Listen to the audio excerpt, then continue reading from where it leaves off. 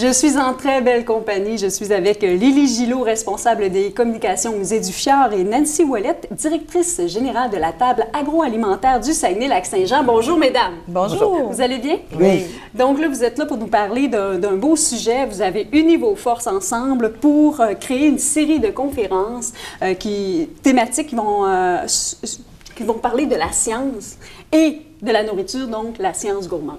Absolument, c'est ça. C'est une série, en fait, c'est 3 conférences. Durant le mois d'octobre, on lance ça cette année. Peut-être que ça va faire des petits, peut-être qu'on va revenir l'année prochaine, peut-être qu'il y en aura davantage. Mais la science gourmande, c'est ça, c'est 3 petites conférences thématiques avec des producteurs de l'agrotourisme de la région. Et ce qu'on veut voir, c'est la science qu'il y a derrière. Donc, on va essayer de comprendre comment ça se fabrique un produit agroalimentaire. Donc, on a 3 producteurs. Je vais laisser quand même Nancy les présenter parce qu'elle les connaît davantage, mais qui vont rentrer un peu plus dans le détail de leur production.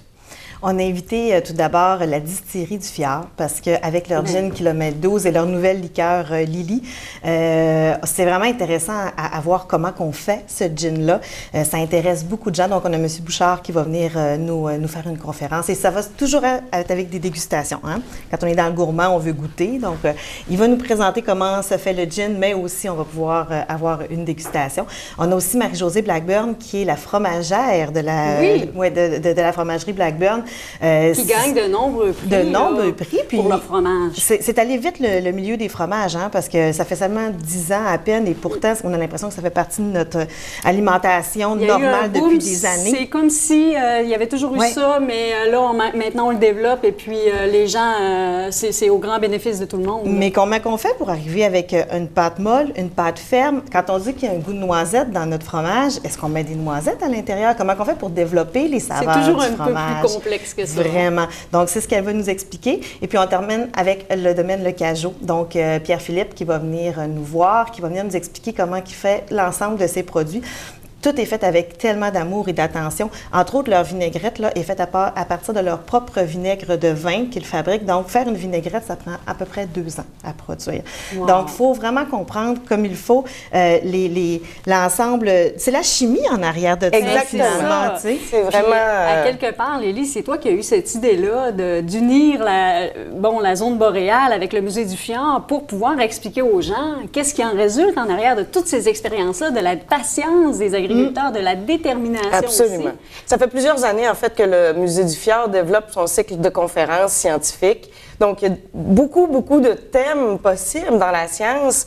Et quand on a vu, la zone boréale qui se démarque, qui reçoit des prix et tout ça, on s'est dit, pourquoi pas mettre de l'avant, justement, un sujet qui pourrait toucher. Donc, vraiment allier nos forces pour présenter en plus des produits d'ici, donc qui sont absolument fabuleux. Puis là, on est dedans. Là. Les conférences ont lieu le 3 octobre. Oui, cette semaine, donc le 3, la semaine prochaine le 10 et le 17, donc les 3 jeudis, un peu style 5 à 7.